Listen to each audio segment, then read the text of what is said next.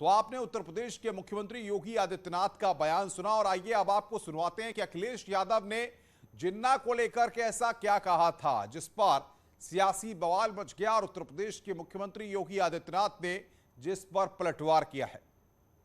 पुरुष के नाम से भी जाने जाते हैं सरदार पटेल जी, राष्ट्रपिता महात्मा गांधी, जवाहरलाल नेहरू, जिन्ना एक ही संस्था में पढ़ करके बैरिस्टर बन करके आए थे। एक ही जगह पर पढ़ाई लिखाई की उन्होंने, वो बैरिस्टर बने, उन्होंने आजादी दिलाई। लौह पुरुष के नाम से भी जाने जाते हैं सरदार पटेल जी, राष्ट्रपिता महात्मा गांधी, जवाहरलाल नेहरू, जिन्ना एक ही संस्था में पढ़ करके बैरिस्टर बन करके आए थे। एक ही जगह पर पढ़ाई लिखाई की उन्होंने, वो बैरिस्टर बने, उन्होंने आजादी दिलाई। भरोसा दिला रहा है कि भारतीय जनता पार्टी का सफाया होगा। और उत्तर प्रदेश के मुख्यमंत्री योगी आदित्यनाथ ने अखिलेश यादव पर और समाजवादी पार्टी पर पलटवार किया है। कल भी बीजेपी के नेताओं ने अखिलेश यादव के लिए और समाजवादी पार्टी पर हमला किया था। अखिलेश यादव इतिहास पढ़ लें। बृजलाल ने यह कहा था। राकेश त्रिपाठी जो भारतीय जनता पार्टी के प्रवक्ता है, उनका स्टेटमेंट भी सामने आया था। अखिलेश को देश जोड़ने तोड़ने का अंतर नहीं पता। अखिलेश ने पटेल समाज का भी कल अपमान किया। आशीष ने यह बात स्टेटमेंट दिया। अखिलेश को इतिहास की जानकारी नहीं है। भारतीय जनता पार्टी के प्रवक्ता का यह स्टेटमेंट सामने आया था। जनता को अखिलेश कभी माफ नहीं करेंगे। और आपको यहां पर सबसे बड़ी बात यह है कि सीएम ने यहां पर आज इस बात को कहा कि उन्होंने जिन्ना की तुलना पटेल से की। भारत की जनता इसे कभी स्वीकार नहीं करेगी। ये बेहद शर्मनाक है। अखिलेश जिन्ना के पैरोकार है। भारतीय जनता पार्टी ने इस बात को कहा, जिन्ना देश का खलनायक। तो यहां पर उत्तर प्रदेश के सियासी दंगल से पहले जुबानी जंग काफी तेज हो गई है। और कल जिस तरीके से अखिलेश यादव ने जिन्ना का नाम लिया था, और सचिन रावत कांग्रेस के प्रवक्ता इस वक्त बातचीत करने के लिए हमारे साथ जुड़ गए हैं। सचिन रावत जी, जिस तरीके से कल अखिलेश यादव ने जिन्ना के नाम का इस्तेमाल किया, आज मुख्यमंत्री योगी आदित्यनाथ ने पलटवार किया है, कहा है कि यह बेहद शर्मनाक है। ये हम आपको बताएंगे, पूछेंगे आपसे, लेकिन मोहसिन रजा का एक स्टेटमेंट आ रहा, सुनवाते हैं जरा। जो बलिदानी रहे, जिन्होंने देश के लिए बड़ा योगदान दिया, चाहे राष्ट्रपिता महात्मा गांधी की बात आप कर लें, वल्लभ भाई पटेल की कर लें, जवाहरलाल नेहरू जी की कर लें, तो आपने ऐसे लोगों से, उनको विभाजनकारी को एक अखंड भारत की विचारधारा के लोगों से मिलाकर और महिमा मंडित करने का काम किया है। तो इसके लिए पूरे देश के लोगों ने देखा है और इसका जवाब समाजवादी पार्टी के मुखिया अखिलेश यादव जी को ही देना होगा कि आखिर आपने ऐसे समय पर, जब एक बड़ी सभा को आप संबोधित कर रहे थे और वल्लभ भाई पटेल जो कि अखंड भारत की विचारधारा को लेकर उन्होंने कितना संघर्ष किया देश के अंदर, और उनके मंच से आपने जिन्ना को महिमा मंडित किया है, इसका जवाब उन्हें देश को देना पड़ेगा। सर, इसके लिए आपको बुलाकर ना प्रेस कॉन्फ्रेंस कर ले, तो कर लेते हैं। प्रेस कॉन्फ्रेंस करके देश के लोगों में साफ कर देना चाहिए, तब तो पता चलेगा। वरना हमें तो लगता है कि बचे हुए कुछ जिन्ना के जो रिश्तेदार हैं, उनका वोट मांगने के लिए किया गया है। सर, प्रियंका गांधी ने गोरखपुर में रैली करी। गोरखपुर की रैली में उन्होंने कहा कि इल्जाम लगाया जाता है कि कांग्रेस पार्टी ने देश लिए कुछ नहीं किया, जबकि कांग्रेस पार्टी ने देश को रेलवे दिया, एयरपोर्ट दिया, अपलिफ्टमेंट ऑफ ट्राइबल। बातचीत करने के लिए कांग्रेस के प्रवक्ता हमारे साथ बने हुए हैं। सचिन जी, दोनों के स्टेटमेंट आपने सुन लिए, कांग्रेस का रिएक्शन क्या है?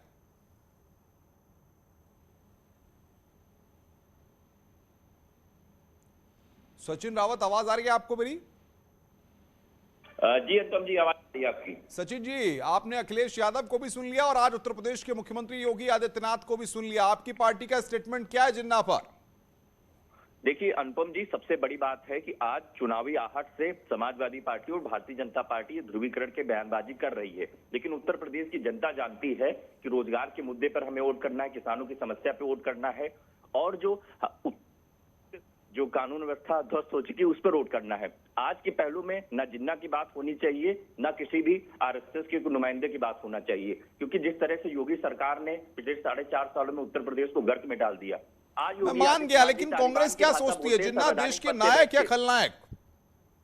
देखिए, इतिहास के पन्नों में रहा है कि जिन्ना और हिंदू महासभा के इशारे पर ही पाकिस्तान के नाम पर जो बंटवारा हुआ उसमें कई बार ये निकल के आया है कि जिस तरह से जिन्ना को लगातार प्रचार प्रसारित किया जा रहा है आज भारतीय जनता पार्टी की सरकार में। तो आप ध्रुवीकरण क्या मैसेज देना चाहते हैं उत्तर प्रदेश व देश में? लेकिन आज जनता समझदार हो चुकी है, हिंदू मुसलमान। आपको क्या लगता है योगी आदित्यनाथ कह रहे हैं कि अखिलेश यादव को माफी मांगनी चाहिए, क्या अखिलेश यादव को इसके लिए माफी मांगनी चाहिए? अखिलेश यादव जी का यह बयान बचकाना है। अखिलेश यादव जी को दोबारा इतिहास पढ़ने की आवश्यकता होगी कि जिस तरह से हिंदू महासभा और जिन्ना के इशारे पर ही बंटवारे में जो बड़ी हिस्सेदारी हुई थी उसमें उस समय आरएसएस लिप्त था, लेकिन आज अखिलेश यादव जी ने इस तरह का बयान दिया है तो मैं समझता हूं बहुत बहुत शुक्रिया सचिन रावत आपका हमारे साथ जुड़ने के लिए। तो कांग्रेस ने यहां पर अखिलेश यादव के बयान को बचकाना बताया है और योगी आदित्यनाथ कह ही रहे हैं कि अखिलेश यादव को माफी मांगनी चाहिए। चलिए आप देखते हैं उत्तर प्रदेश और उत्तराखंड के साथ देश और दुनिया की खबरें तेज रफ्तार से।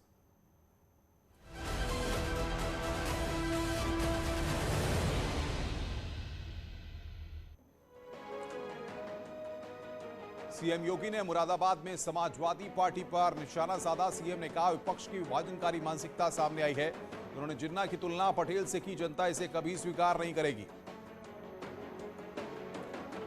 मुरादाबाद दौरे पर पहुंचे सीएम योगी ने जनसभा को संबोधित करते हुए विपक्ष पर निशाना साधा। कहा कि पहले बुनियादी सेवाएं नहीं थी, हमने 4.5 साल में 45 लाख लोगों को घर दिया।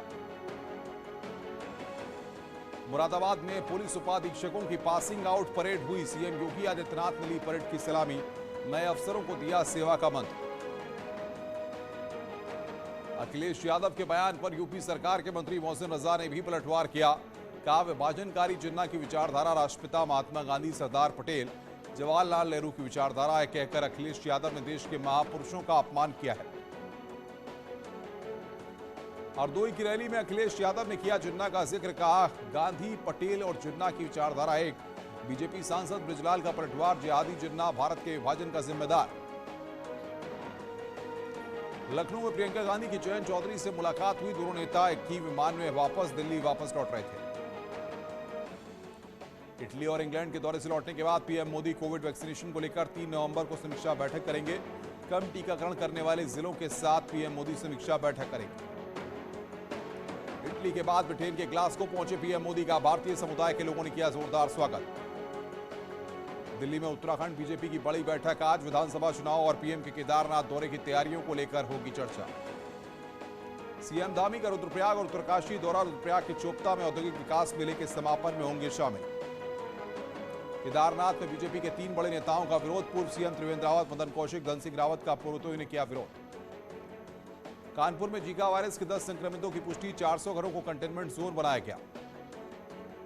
यूपी के 46 रेलवे स्टेशन को बम से उड़ाने की धमकी मिली। लश्कर ए तौयबा के नाम से दी गई धमकी।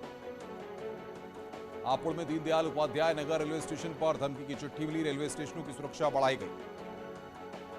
मेरठ में छत पर खेल रहे बच्चे के कंधे से 5 फीट का बांस आर पार हो गया। डॉक्टरों ने 3 घंटे की सर्जरी के बाद बांस को निकाला।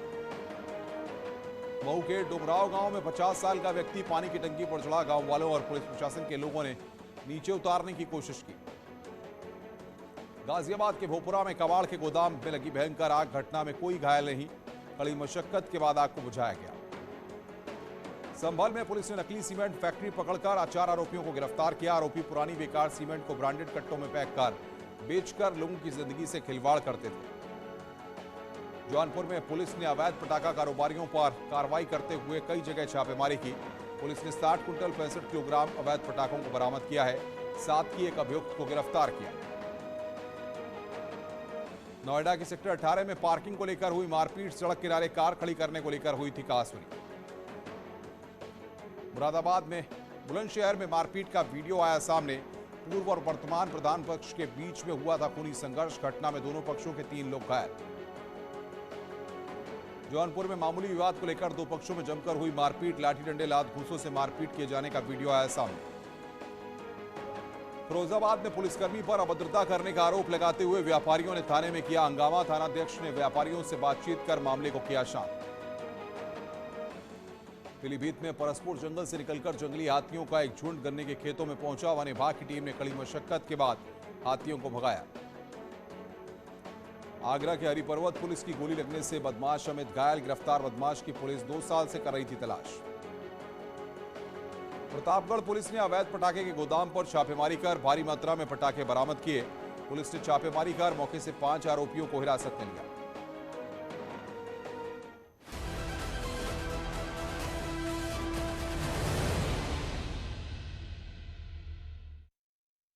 विधायक पद से दिया इस्तीफा। विधानसभा अध्यक्ष हृदय नारायण दीक्षित को उनके आवास पर जाकर सौंपा त्यागपत्र। श्रीनगर गढ़वाल के कीर्तिनगर में सीएम धामी ने दी करोड़ों की सौगात। कहा खाली पड़े पदों पर जल्द की जाएंगी भर्तियां। पूर्व सैनिकों पर कांग्रेस चल सकती है बड़ा दाव। 20% टिकट देने की योजना। देहरादून में कांग्रेस ने किया पूर्व सैनिकों का सम्मान समारोह। देहरादून में एक शख्स को गोल्ड लोन लेना पड़ा महंगा। किस्त चुकाने के बाद कंपनी ने थमाया नकली सोना।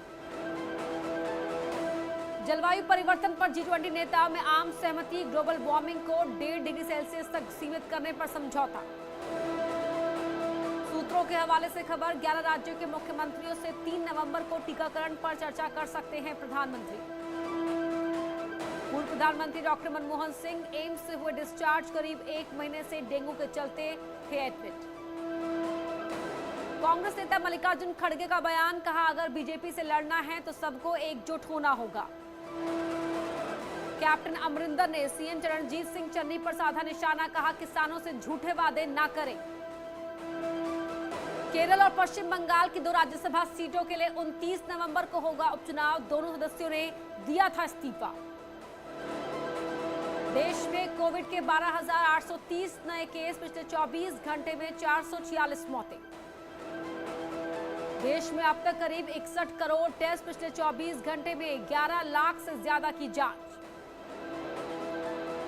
कर्नाटक में कोरोना के 292 नए केस। पिछले 24 घंटे में 11 मरीजों की मौत। केरल में कोरोना के 7,167 नए मामले। पिछले 24 घंटे में 14 मरीजों की मौत। दिल्ली में कल से खुलेंगे स्कूल। स्कूल को दी गई कोरोना गाइडलाइन का सख्ती से पालन करने की हिदायत। देहरादून के विकास नगर में खाई में गिरी गाड़ी। हादसे में 13 लोगों की मौत। सीएम धामी ने हादसे पर जताया शोक।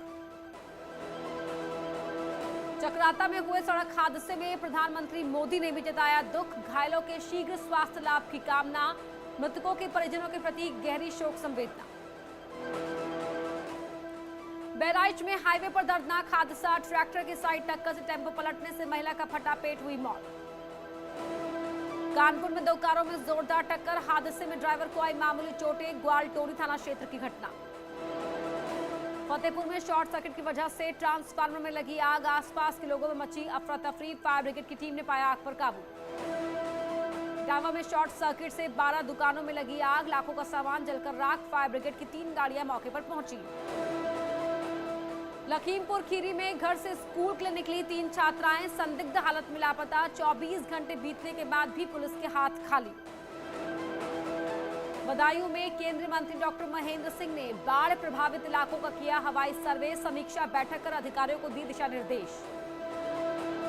जांच के लिए कानपुर से दिल्ली भेजे गए 84 मच्छर। शताब्दी ट्रेन में बुक की गई 4 सीटें। जीका वायरस की गंभीरता को देखते हुए जांच के लिए भेजे गए मच्छर।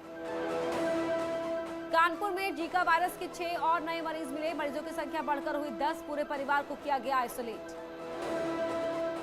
ग्रेटर नोएडा में उत्तर प्रदेश प्रदूषण नियंत्रण बोर्ड की बड़ी कार्रवाई। एनबीसीसी, ग्रेटर नोएडा अथॉरिटी और गोल्डन आई प्रोजेक्ट को भेजा नोटिस। कानपुर में पॉलिटेक्निक डिपो से यूनिवर्सिटी तक कानपुर मेट्रो का सफल ट्रायल। 5 किलोमीटर प्रति घंटे की रफ्तार से मेट्रो की टेस्टिंग। सरदार पटेल जयंती पर अमेठी में रन फॉर यूनिटी मैराथन दौड़ का आयोजन। विजेता खिलाड़ियों को दिया गया इनाम। कानपुर में लंबे समय से फरार चल रहे आरोपी मोहन अवस्थी गिरफ्तार। कुख्यात विकास दुबे को फरार कराने में निभाया था अहम रोल। मेरठ अवैध तमंचा फैक्ट्री का खुलासा। 5 लोगों को पुलिस ने किया गिरफ्तार। कब्जे से तमंचे बरामद। मेरठ में पुलिस ने बाइक के स्पेयर पार्ट्स के बरामद। 2 घरों में भी छापेमारी। प्रतापगढ़ में अवैध पटाखा गोदाम में छापेमारी। भारी मात्रा में अवैध पटाखे बरामद। 5 लोग गिरफ्तार। आगरा में 3 बदमाश गिरफ्तार। कब्जे से चोरी का सामान भी बरामद। फतेहपुर में पुरानी रंजिश में युवक पर चाकू से हमला। गंभीर हालत में कानपुर हलेट अस्पताल रेफर करते समय रास्ते में मौत। एटा में मामूली बात को लेकर खूनी संघर्ष। रिटायर्ड फौजी ने लाइसेंसी पिस्टल से पिता पुत्र को मारी गोली। बदायूं में देसी शराब के ठेके पर सेल्समैन के सीने में मारी गोली। उधार शराब न देने पर हुआ विवाद। बदायूं में कैली गांव के पास बाइक सवार लोगों ने एक युवक को मारी गोली। घायल युवक जिला अस्पताल में भर्ती। हापुड़ में चोरी की घटना। इस न्यूज हेडलाइंस के प्रायोजक पेट सफा आयुर्वेदिक जूस। पेट सफा हर रोग दफा।